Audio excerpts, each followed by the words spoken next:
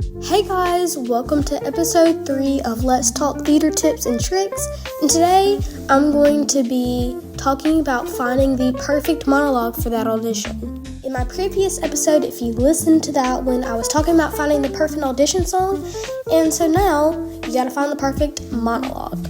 Just another disclaimer, this is going to be very similar to the audition one with a song. It's going to be short and sweet, and I'm going to get to the points. If you need more information, I suggest that you watch other YouTube videos or you do your research. These are just some things that help me. And I don't audition for dramas that require a monologue. My first tip is to look at the script if you are allowed to. Look at the characters that you want to audition for and find a monologue that has the same feeling of the characters you want to audition with. I don't know why I said feeling, but that's the best word I could find to describe it. Like, if the character you're auditioning for is cold, heartless, and mean, then you need to find a piece of a monologue that has somebody being cold, heartless, and mean. It kind of gives them an idea of like the character you want to be, and then they make that decision if somebody was better than you or you were their top pick. I'm going to do this like I did with the audition songs. Pick an audition song that is appropriate in two meanings. The first meaning, it is appropriate for the theater that you're doing. If the theater does not like to use foul language or weird things, talk about weird things in a monologue, then don't do a monologue that talks about that stuff. That is a freaking big no-no at its finest right there. It just shows that you lack discipline and you are unprepared, and they will not give you a role. And then you'll be sad and all that, and then you'll probably give up on your hopes and dreams and all that, but I don't want that happening. I don't want you to give up on your hopes and dreams. Also, I'm going to add on a little something to this. If they ask you to do a certain monologue from a certain book or a monologue from the part of the script or the play, do it. Don't come in and say that I'm going to do my own thing. Please don't. That is common sense, but I have seen a case where somebody has done that. They have done the opposite of what they've asked them to read. Even if you don't like that, still do it and give your all. In an audition, you're just experimenting with what you can work with and who you can work with. I promise they do not want to make your audition experience the death of you. And if you're allowed to choose whatever monologue you please and you have a hard time finding them, and you also do shows where you have to audition with a monologue very often, I would go to Amazon and find a book that's like monologues for teens or monologues for kids or monologues for women or monologues for men. Order that book, let it come in, and you just have maybe around 50 monologues to choose from. I have never ordered one before, but my friend has ordered one, and it has helped her so much. I have used some monologues from that book. Eventually, I'm probably going to get myself one, but I do not audition for dramas or a musical that requires a monologue very often. So it would kind of be a waste for me, but it would be good for you if you like to do this stuff with monologues.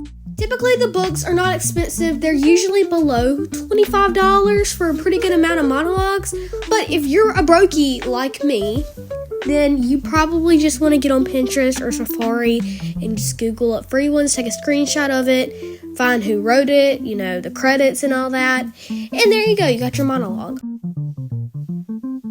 Amazing stuff, right?